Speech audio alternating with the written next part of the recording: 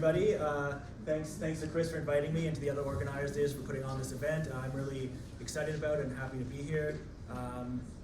My talk is going to be a very nice complement to Faizy's talk about sort of the history of the region.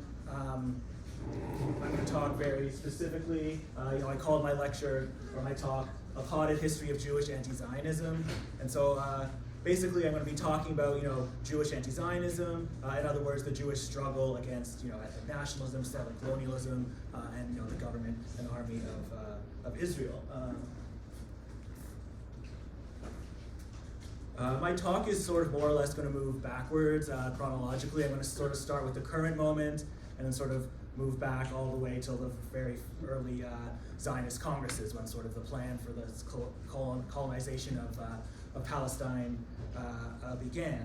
So I'm sort of just gonna, the three of the main takeaways from my talk is that I want to show how the Jewish struggle against Zionism has been around since the beginning of Zionism itself, right from the very first moments of the organizations of political Zionism. There was fierce pushback, and Zionism was very much a minority position among Jews until the Holocaust of the 1948, and we can talk about why that is, etc.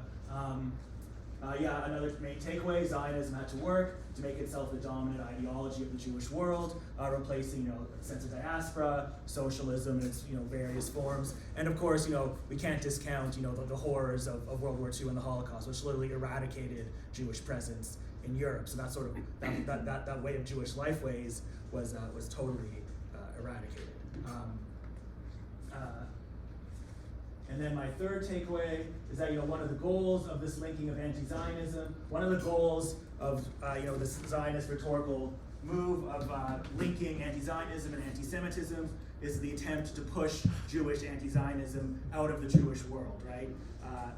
Because Jewish anti-Zionists, such as myself, we put the lie to the idea that Zionism is like a monolith in the Jewish community. So where the weaponization of anti-Semitism by saying all anti-Zionism is anti-Semitism also goes outward, of course, mostly to Palestinian people. It also comes inward to Jewish anti-Zionists.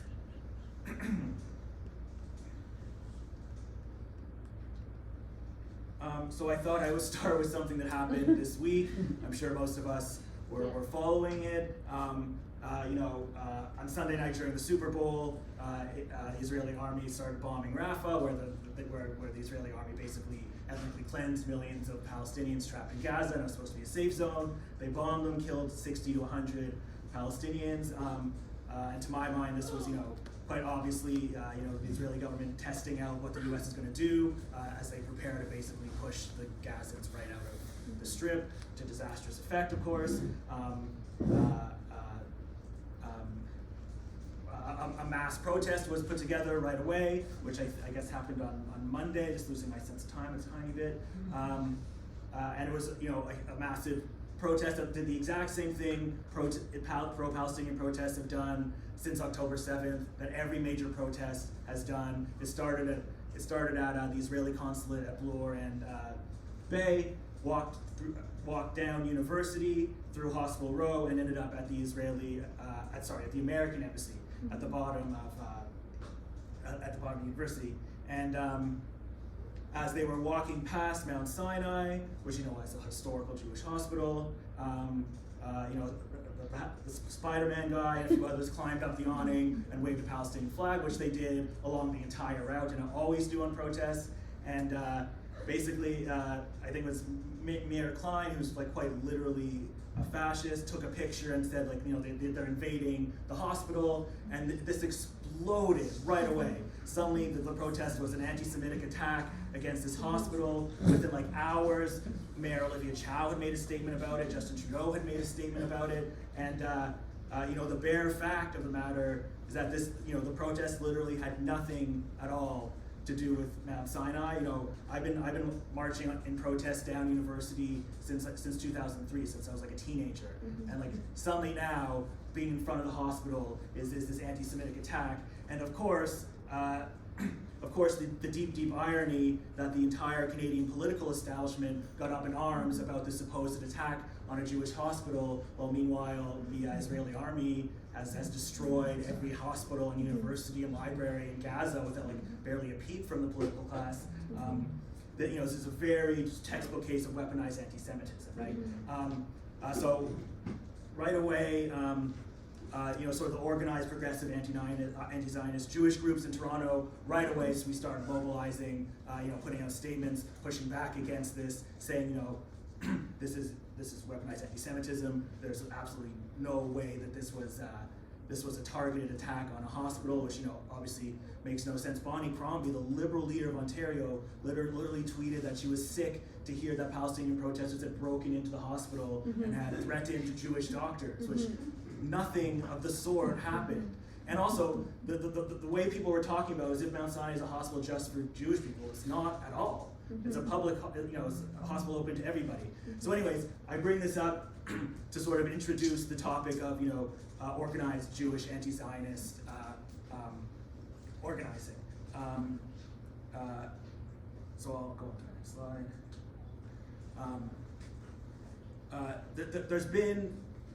There's been a growing number of organized Jewish leftist and progressive, some self-labeled anti-Zionist, others sort of more just progressive or anti-occupation Jewish groups throughout North America, growing in the past decade or two, and a lot of these groups have really gone into overdrive since October 7th.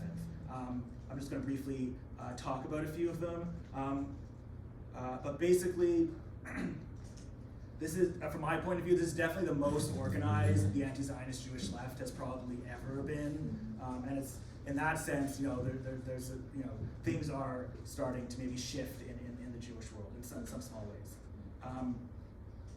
So, If Not Now is the sort of Canadian branch of If Not Now is a branch of the American If Not Now, which was started after the last Gaza incursion, and their goal basically is to try and get the American government to stop funding the occupation. They have a very stated goal, and that's why they basically attempt not to take a position on things like BDS and anti-Zionism, etc. Since October 7th, I'd say they've moved very much more to the left. And of course, there's a bit of an irony because the Toronto, the Canadian branches of If Not Now, it's a bit tricky to say, well, what are their main goals are, because Canada's involved in supporting the occupation, but nowhere near the financial and weapons-based way that the U.S. is, of course. As we know, Biden could literally turn off the genocide tonight if he wanted to. I saw supposedly the Israeli army would run out of bullets in 48 hours. So the power is very, very much in U.S. hands. The United Jewish People's Order has been around for maybe a century or more, and they're sort of very based in diaspora and Yiddish culture, etc. And they've sort of been they've been present but very small, and now they're starting to grow again. Independent Jewish Voices is probably the most progressive of the current groups, and they're very much focused on supporting the Canadian Palestinian groups in struggle, and there was some internal debate earlier this year about if they were going to officially declare themselves anti-Zionist, which after October 7th they now have done. So it's sort of really interesting how these Jewish groups are trying to move within Jewish currents. And so since October 7th, these three groups and a few others that weren't expressly Jewish sort of came together and formed this sort of anti-Zionist Jewish supergroup, Jews Say No to Genocide, where you have to become a member of Jews Say No to Genocide, you have to go through one of these other groups, and as their title, as their group name says, they came after October 7th, and they're committed to stopping the unfolding genocide, right? And through direct action and supporting of Palestinian activist groups.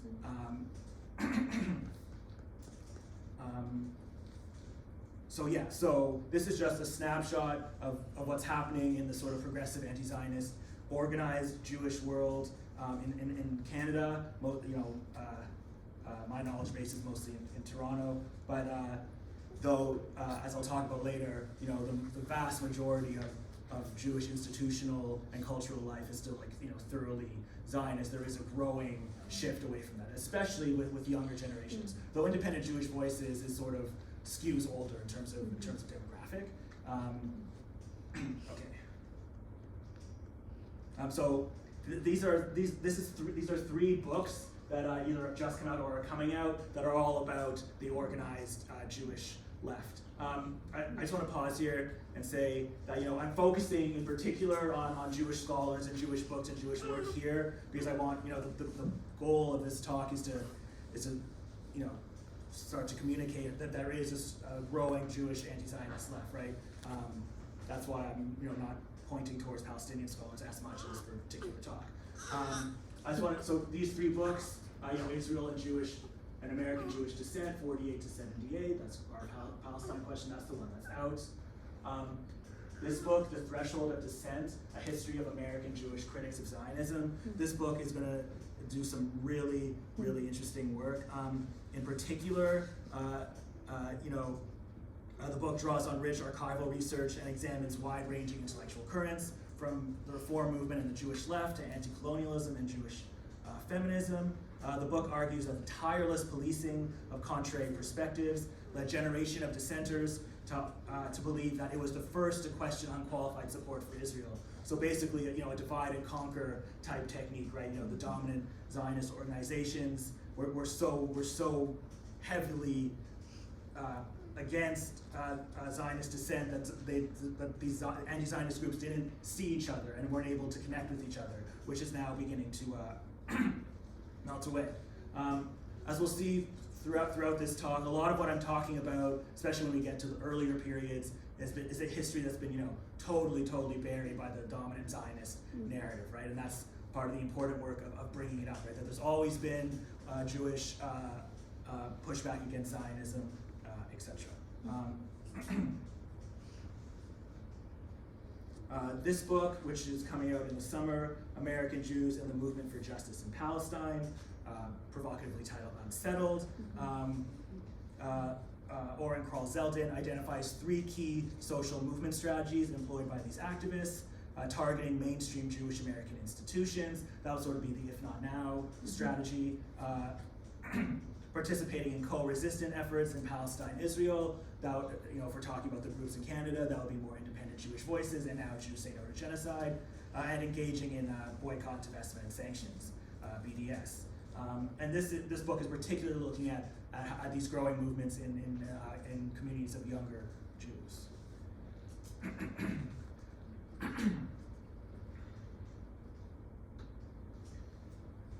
So now is when I sort of get to the sort of before this current moment. I'm just going to talk a bit about some various anti-Zionist currents and scholars and work within the Jewish world. First would be Daniel and Jonathan Boyarin, who are two scholars who they're actually scholars of the Talmud. They actually were sort of the first in the 70s to read the Talmud sort of through a postmodern lens, and they're sort of they're fierce anti-Zionists, and they base their anti-Zionism in their deep knowledge of Jewish tradition and liturgy and history, and they're very central to my work.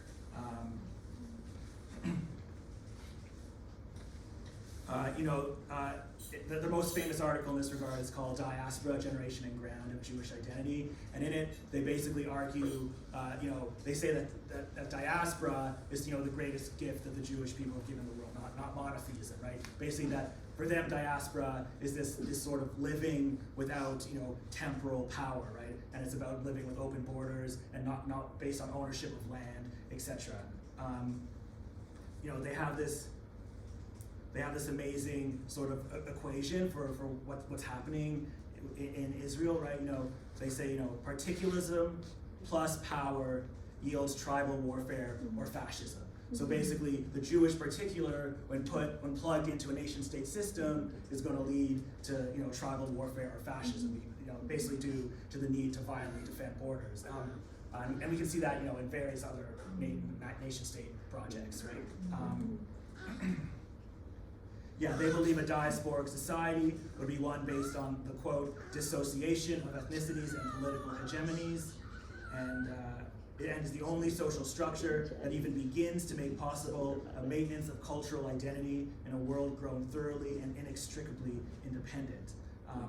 So they call for the renunciation of temporal power, right? And that's sort of the rallying cry of a radical diasporic ethics, right? Basically, in sort of the idealist mode of diaspora thought, they see diaspora sort of replacing the nation state system, right? Of a place of like soft borders instead of hard borders, we can look at. Thusly, the Bayarans see Zionism as a, quote, subversion of Jewish culture and not its culmination. Capturing Judaism in a state, they continue, transforms entirely the meanings of its social practices. And Zionism, as we know, and as Faizi laid out for us, is a political ideology which, quote, in fundamental ways, merely reproduces the exclusivist syndromes of European nationalism. And they wrote that article, Diaspora Generation and Ground, that came out in the late 80s or early 90s. So this current has always been there. And the Bayarans are like unbelievably respected scholars in their field. George Steiner also wrote very well about what it is to be a member of the Jewish diaspora. I'm just going to read a quote from him where he talks about nation states in general. A lot of these thinkers are not only against Zionism, they're against the nation state sort of writ large, which they see Zionism as a very permanent example of. Steiner, now writing in 1985, so again showing how old this kind of critique is from within the Jewish world, writes, "The nation state is founded on myths of instaturation and of militant glory. It perpetuates itself by lies and half-truths, machine guns and submachine guns." And then Steiner sort of zeroes in on Israel. And again, he's writing in 1985. "Israel is a nation state to the utmost degree," he writes. "It lives armed to the teeth. It has been compelled to make other men homeless, servile, disinherited, in order to survive from day to day. It was, during 2 millennia, the dignity of the Jew that he was too weak to make any other human being as unhoused, as wretched as himself." That's sort of the Bayarans' view of diaspora as well. Though the Bayarans want to use the words weak or wretched. Not having dominance over other humans is a major benefit for the Bayarans. Steiner continues, "The virtues of Israel are those of beleaguered Sparta. Its propaganda, its rhetoric of self-deception are as desperate as any contrived in the history of nationalism. Under external and internal stress, loyalty is an atrophy to patriotism, and patriotism made chauvinism." Of course, if anything, in the 38 years since he wrote these words, Israel is only further atrophied towards full-blown fascism, propped up by America. Judith Butler has written in some of their most recent books about Zionism, sort of reading it through Jewish philosophers such as Emanuel Levinas and through the writings of Franz Kafka. And Butler makes pains to make the point over and over again that sort of the struggle against Zionism can't be only seen as a struggle within sort of the Jewish collective. It has to be a sort of a universal struggle against violent ethnic nationalism.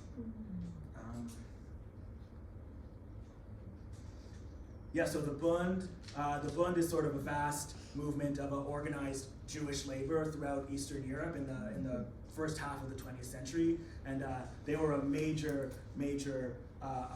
collective force, and they were firmly against Zionism, right? They were socialists and communists, and sort of where the Zionists were sort of wanted to make Hebrew, the national language of the Jewish national rebirth. The Bund was committed to Yiddish, which is sort of a diasporic language par excellence, right? And the Bund had this term, Deutheit, which means here-ness in Yiddish, and it was basically saying like, Jewish people belong where we are. We belong here. And it was very much an anti-settler colonial statement. The Bund basically withered away for various reasons. The success of Zionism, the absolute horrors of the Holocaust, and then the sort of anti-Jewish policies of the early Soviet Union. Here's an early poster. Here's an early Yiddish Bund poster. The Bund was also, they were involved in the communist politics of Soviet Russia, but then they more or less got pushed out. And the Yiddish here says, it says, "There, where we live, there is our country, a democratic republic, full political and national rights for Jews, ensure that the voice of the Jewish working class is heard at the Constituent Assembly." And this poster is from Kiev in 1918. So they were very much committed to making their diasporic home where they were. And finally, out of this little potted tour, I'm going to talk about Ehud, which Faizi mentioned very briefly in his talk. These were a group of, they would have called themselves Zionists, and they lived in Palestine. Martin Buber was one of them, the philosopher. Judah Magnus was another, who he sort of was the first dean of the Hebrew University.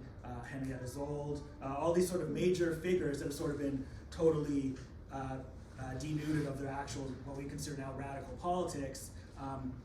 They did not believe in the Zionist project of building a state.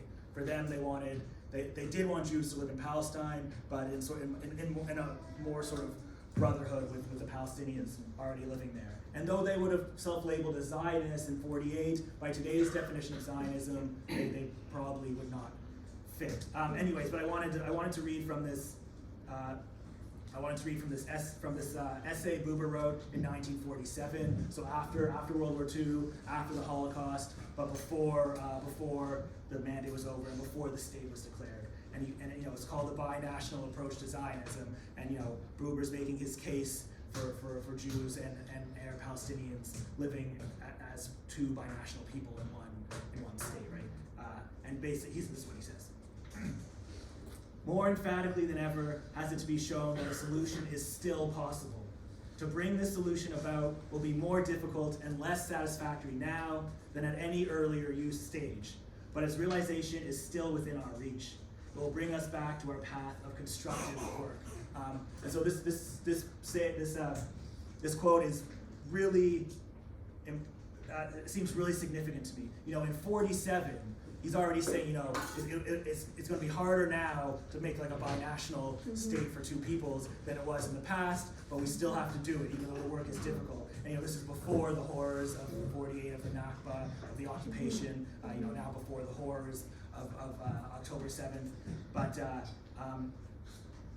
all this to show that, pushback and differing views of where Jewish people belonged in the world was always a part of the Zionist project, and the Zionist dominant ideology has basically buried this history, which is why I think it's so important to sort of bring it up again, to dredge it up again, right? I'll go on. So I'm sort of going to end my very brief history backwards through Zionist time. With talking about territorialism, which emerged from the earlier Zionist congresses as an opponent of Zionism. Basically in the first 3 to 4 Zionist congresses, which were like the big conferences where the early Zionists like Herzl, Max Nordau, and Chaim Weizmann, all these people, they got together and sort of put together the platform for political Zionism. For the first 3 or 4 congresses, they started in like 1898 or whatever. The Zionist movement was not determined to settle in Palestine yet. There was a big contingent of Zionists who wanted Palestine, but basically anywhere in the world was open. And some of us may know this already, but basically Herzl was able to get the British government to agree to give them part of what they called Uganda, which is modern day Kenya. And so Herzl brought this plan to the Zionist Congress and the Uganda plan for Jewish settlement in Uganda, and it basically almost tore the Zionist movement apart, right? Half of the people who were sort of for it, and half who were committed for the Zionist Jewish homeland project to take place in Palestine. So eventually the Uganda plan was thrown out. The Zionists who was like basically Palestine or nowhere basically won out. But a big group of people who were at this Congress broke off, right? Led by Israel Zangwill, who was a Jewish British sort of novelist and journalist. he broke off from Herzl and the Zionist Congress, and he started this group of Jewish people called the Territorialists. And their goal, as the 20th century wore on and through the 30s and even into the 40s, their goal was to find like anywhere in the world where Jewish refugees could escape the growing horrors in Europe.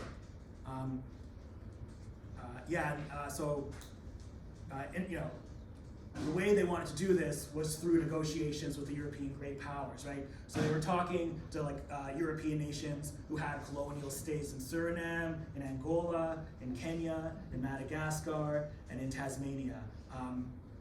This book, In the Shadow of Zion, Promised Lands Before Israel, is a book where each chapter is on a different one of these plans. And some of these plans were almost successful. The territorialists basically made a deal with the Portuguese government to settle in Angola. And these plans fell apart for various reasons, not the least of which were that Zionists were constantly trying to scuttle these plans. The Zionists at this point were so committed to colonizing Palestine that they didn't want Jews of Europe to go anywhere else. And they actually kept Jews locked in Europe in many ways. Again, and this is a buried history. Ravner himself is a self-described Zionist, but this is a book that you can read against the grain, right? When I read this book about these other possibilities of Jewish collectivity not based in Palestine, it really showed me how the outcome of Zionism in Palestine was only one possible outcome in sort of the continuum of the Jewish world. The territorialists were also very aware that people were in Palestine, right? I mean, the Zionists, as Faizi pointed out, the Zionists very much knew this, and they didn't care. They were going to, push them off the land. The chapter here about the plan to set up a Jewish refugee colony in Tasmania really sort of fired my imagination. And I wrote a short story about it, which was recently published in the Canadian journal Prairie Fire.